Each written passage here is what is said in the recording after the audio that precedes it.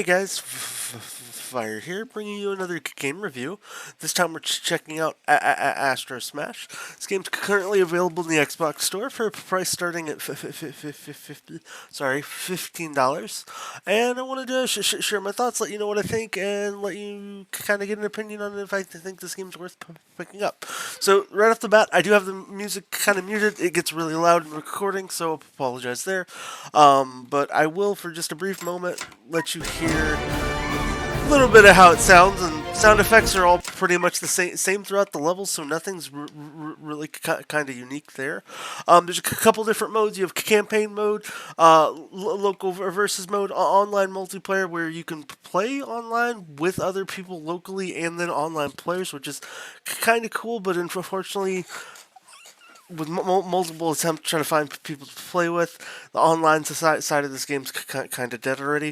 Leaderboard is only a local leaderboard, so unfortunately you can't see how other people online compare against your scores.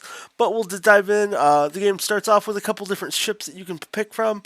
You can do auto fire, and then you have this kind of little dashing ability. I don't really notice too much difference when it comes to how the ships work, as well as like the menu navigation here for the game's kind of awkward. You would think to go from back to play would either be up or down on the analog stick or the D-pad, but it's really not. You press X to switch between these menus, so it's honestly kind of a bizarre little experience.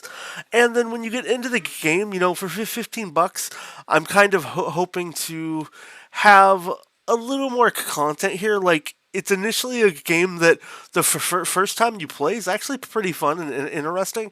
So the premise of the game is you destroy objects basically falling down on you, and anything that hits the ground or you will actually take away from your score. So you can see in the bottom left of our screen the score I'm at. I just passed at 1,000 points, and to complete this stage I have to get to 18,000 points.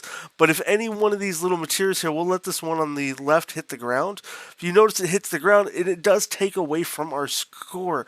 So it's kind of last as long as you can with the lives you have kind of game, and get as far into the game you get.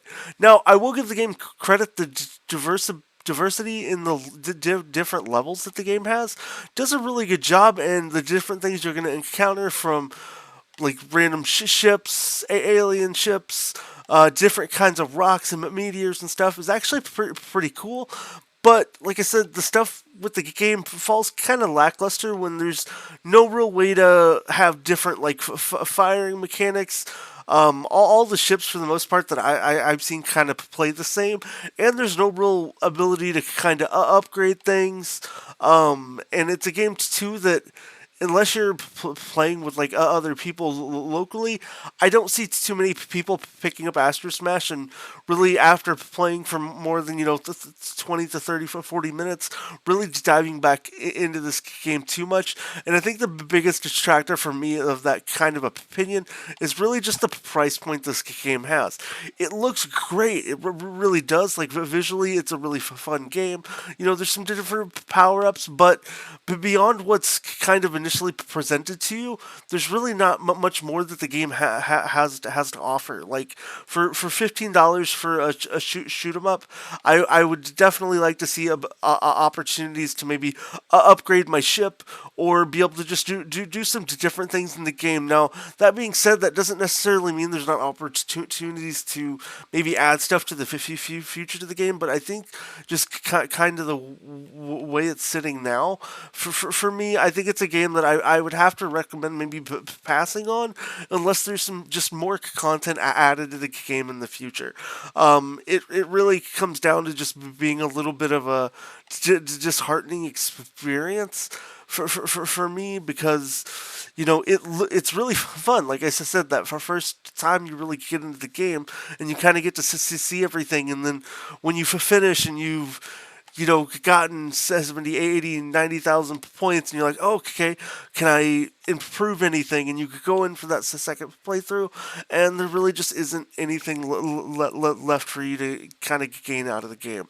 So, as far as like an overall opinion for AstroSmash, I recommend passing unless you can get this game on sale for around between like five and $8 in the future, but definitely a game that I just can't really recommend too much. So yeah, that's overall my opinion. AstroSmash. Apologies, I forgot to turn off notifications there. But yeah, let me know what you think down below in the comments. If you enjoyed this review, consider hitting that thumbs up button. And if you need another video to check out after this, maybe consider checking out one of the other two videos on your screen now, where talk about, feature, and show off other Xbox games that maybe you didn't know about on the channel. Outside of that, I hope you have a blessed rest of your day, and we'll catch you next time.